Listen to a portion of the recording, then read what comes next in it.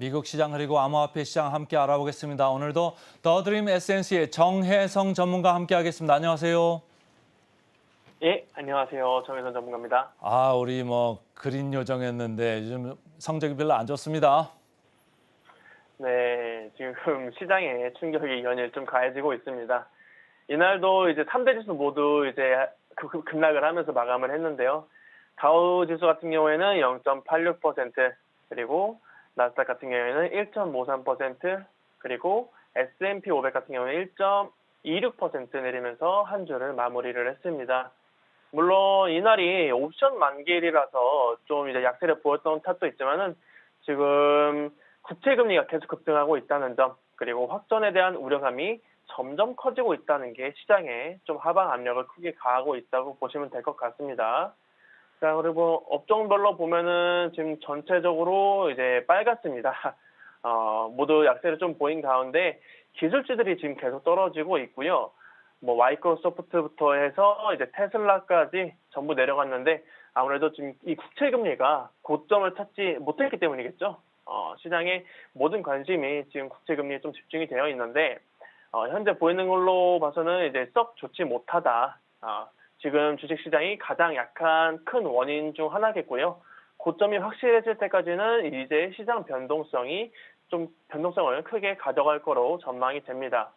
그리고 이제 최근 이제 페드 위원들 발언에 따라서 시장이 좀 왔다 갔다 하는 흐름도 좀 보여줬었잖아요. 이날 같은 경우에는 이제 클린브랜드 연은 총재 로레트 메스터가 올해 안에 기준금리를 한 번 더 인상해야 한다는 발언을 하면서 불난집에 이제 기름을 부었습니다. 이유는 이제 지금 금리가 좀 제한적인 수준에 도달해서 이제 그 높은 금리의 효과를 더 이상 못 볼 거라는 것과, 그리고 이스라엘과 팔레스타인의 전쟁이 지금 인플레이션의 하락을 늦출 수 있기 때문에 기준 금리를 좀 인상을 해야 한다는 건데요.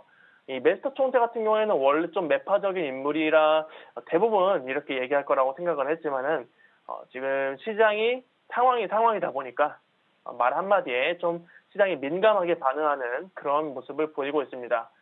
자, 이제 11월 FOMC 회의가 이제 얼마 안 남았죠.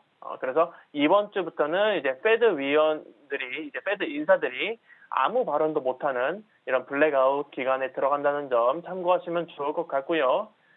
자, 또 금리도 금리지만은 지금 이스라엘과 팔레스타인의 전쟁도 이 확전 가능성이 좀 높아지면서 시장에 압박을 계속해서 주고 있는 상황입니다.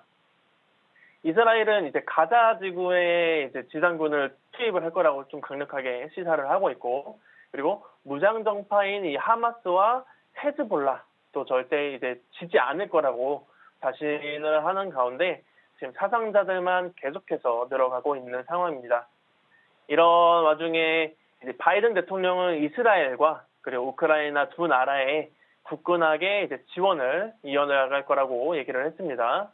이 바이든 행정부 같은 경우에는 지금 전쟁 중인 이스라엘과 우크라이나에 이 군사 지원에 쓰일 이 1,050억 달러대의 안보 예산을 의회에 정식적으로 요청을 했다고 합니다.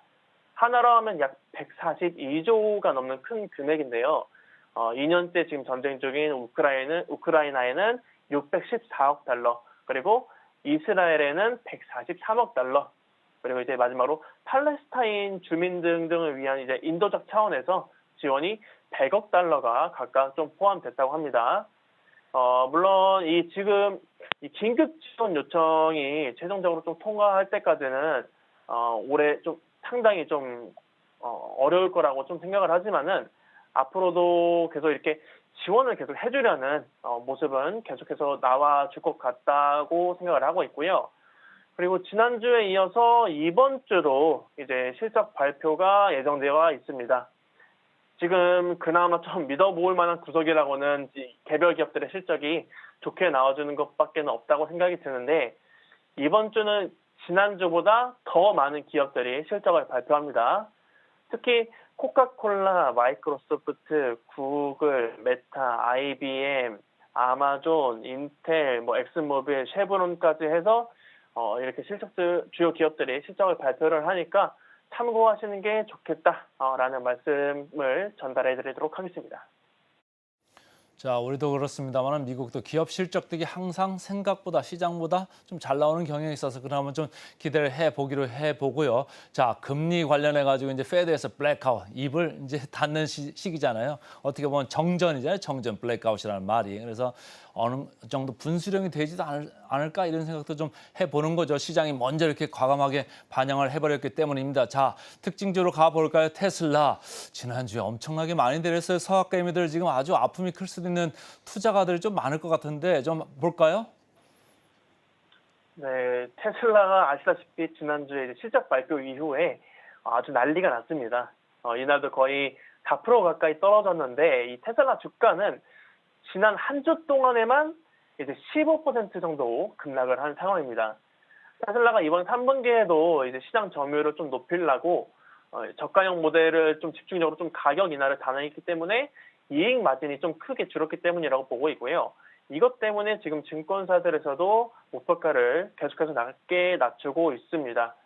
그리고 여기에다가 지금 일론 머스크가 컨퍼런스 콜에서 미국 경기가 좀 크게 둔화하고 있다면서 멕시코 공장 설립을 좀 연기할 수 있다는 이런 떡밥도 뿌려놨고요. 그리고 11월 말에 출시한 이 사이버 트럭도 이익을 내는 데까지는 1년부터 1년 반 정도 걸릴 거라고 얘기를 하니까 아무래도 좀 주가 하락에 힘을 더했다라고 보시면 될 것 같습니다. 자, 그리고 테슬라뿐만이 아니라 지금 엔비디아도 좀 문제죠. 엔비디아는 이제 실적 이슈보다는 이제 좀 미국이 중국에 수출하는 이 반도체들에 대한 제재를 추가적으로 단행을 하니까 지속적으로 지금 타격을 입고 있고요. 엔비디아는 일주일 동안 9% 정도 급락을 했습니다. 작년 9월 이후에 지금 최악의 한 주였다는 이런 평가를 좀 받고 있는데, 엔비디아 같은 경우에는 지금 전체 매출에서 아무래도 이 중국이 차지하는 비중이 30%가 넘다 보니까 중국에 대한 의존도가 되게 심한 편입니다. 따라서 이 엔비디아가 앞으로 좀 이 난관 어떻게 헤쳐서 나갈지, 어떻게 또 우회해서 제품을 팔고 이제 실적을 낼지를 좀 지켜보면 좋을 것 같고요. 그리고 이날은 이제 태양광 섹터들이 좀 크게 빠졌습니다. 시작은 이 솔라 엣지가 이제 저조한 실적을 좀 내놓을 거라는 이런 전망을 보였기 때문이고요. 그래서 이제 인페이즈나 썰런 그리고 썬파워 등등 이런 태양광 관련 종목들이 전부 크게 빠졌습니다. 지금 증권사에서는 이제 솔라 엣지가 유럽의 좀 수요 둔화로 인해 가지고 이번 3분기에도 매출 등의 실적이 시장 예상치를 하회할 거라고 전망을 하고 있습니다. 그리고 이제 솔라 엣지가 이스라엘에 좀 본사를 두고 있다 보니까 지금 타겟이 된 것도 없지 않아 있었고요. 그래서 솔라 엣지는 생산에 차질이 없을 거라고 말했지만 아무래도 좀 커지는 불안감은 어떻게 하지 못했었기 때문에 이날 27%씩이나 빠졌다는 점 알고 가시면 좋을 것 같고, 자, 그리고 지금 전기차 쪽이 계속해서 좀 좋지는 않지만은 기업들이 이렇게 주가를 계속해서 끌어올리려는 이런 노력은 계속하고 있습니다. 루시드 같은 경우에는 이번 11월 16일에 오토쇼를 여기서 좀 진행을 하는데, 여기에서 올뉴 루시드 그래비티 럭셔리라는 이 전기 SUV를 공개를 할 예정입니다. 아직 정확한 스펙이 공개된 건 아니지만은 기업들이 루시드 측에서는 이 슈퍼카 수준의 성능이다. 다른 전기차들보다 긴 주행 거리를 가지고 있는 세단이라고 강조를 했고, 시장에서 관심을 얼마나 받을지, 그리고 테슬라나 BMW, 벤츠 이런 SUV들과 경쟁을 어떻게 이어갈지를 보시면 좋을 것 같습니다. 그리고 이날 이제 시장에서 올랐던 몇 안 되는 기업 중 하나인데요. 머크라는 제약회사가 일본의 다이이치 산쿄라는 제약회사랑 항암제 후보 물질을 함께 개발한다는 소식에 2%가량 오르면서 마감을 했습니다. 머크는 다이이치 산쿄에 선불 계약금을 40억 달러를 이미 지급을 했고요. 다이이치 산쿄가 보유한 이 세 가지 암치료제 후보 물질 개발에 참여를 한다고 합니다. 머크 측에서는 이번 협력으로 해서 이 후보 물질 세 가지가 판매가 된다고 가정을 했을 때 2030년에 수십억 달러의 매출을 올릴 수 있을 거라는 이런 전망을 내비쳤다라는 이슈까지 전달을 해드리도록 하겠습니다. 테슬라 같은 경우에 이제 뭐 옛날에는 기대를 많이 갖고 봤습니다만 이제는 뭐 일반 회사랑 똑같은 회사가 돼버리는 거 아니냐 이렇게 기대감이 많이 떨어지면은 멀티플도 많이 내려오죠. 그래서 주가가 계속적으로 압력을 받을 수 있다 이렇게 좀 걱정을 해 보시면 좋을 것 같고요. 자, 비트코인으로 가볼까요? 자, 주식시장은 안 좋은데 비트코인 시장은 분위기가 다르네요. 네, 맞습니다. 미국 시장과는 반대로 이 비트코인은 분위기가 지금 너무 좋습니다.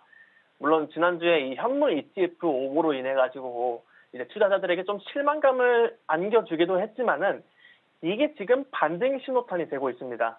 비트코인 가격이 지금 하나로는 4천만 원을 넘었고요. 달러로는 3만 달러를 살짝 밑돌고 있습니다. 지금 거의 3개월 만에 이 가격대를 다시 회복을 했는데요. 여기에는 이제 미국 시장이 안 좋다 보니까 대체자 자산으로 이제 부각을 받는 것도 있고, 그리고 비트코인 현물 ETF 출시가 좀 늦어졌다고 한들 이제 결국에는 출시할 거라는 이런 분위기 때문에 우호적인 환경이 좀 조성이 되고 있다 이렇게 보시면 될 것 같습니다. 물론 지금 100% 무조건 반등이라고 말할 수는 없겠지만은 그래도 3개월 전에 이제 물리셨던 분들에게는 탈출의 기회가 조금씩 열리고 있다라는 얘기는 좀 드릴 수가 있겠네요. 자, 그리고 여기에 더해서 알트코인들도 지금 호재가 하나 더 있었는데, SEC가 리플에 드디어 100개를 들었다는 소식입니다. 지난주 금요일에 SEC가 리플 경영진에 대한 이 소송을 좀 취하를 했다고 하네요. 그동안 SEC는 리플이 이제 증권성이 있냐 없냐를 두고서 주식과는 좀 다르게 규제를 해야 한다는 입장을 밝혀왔었는데, 지난번에 법원에서도 리플렉스 쪽으로 좀 손을 들어주다 보니까 이제 SEC가 드디어 한번 외쳤다. 더 이상 소송을 진행하지 않겠다라는 입장을 내놨습니다. 이 소식은 당분간 리플뿐만 아니라 다른 알트코인들에게까지도 영향을 좀 줄 거라고 이렇게 전망을 하고 있고요. 지금 알트코인들은 상승하는 코인들이 더 많다. 아무래도 이런 소식들 때문에 계속해서 상승 추세를 보여주고 있다라는 점 참고해 주시면 되겠습니다. 자, 이런 와중에 지금 피델리티에서는 비트코인 연구 결과 보고서에다가 좀 희소성을 강조를 하면서 비트코인의 가치를 끌어올렸습니다. 이 보고서에는 비트코인이 금과는 다르게 대공량이 한정됐다. 공급량이 2,100만 개에 불과하다는 내용이 좀 담겨 있었고요. 가치 저장 수단이라는 기술적 이점을 제공한다는 점에서 금보다 낫다라고 평가를 하기도 했습니다.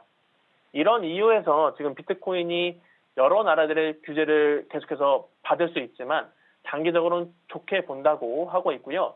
미래에 이제 비트코인이 지금 가격의 24배인 67만 달러까지 오를 거라고 전망했다라는 이슈까지 전달을 해드리도록 하겠습니다. 금보다 더 좋게 보는 피델리티까지 이제 등장을 했네요. 자, 오늘도 좋은 말씀 고맙습니다. 네, 감사합니다.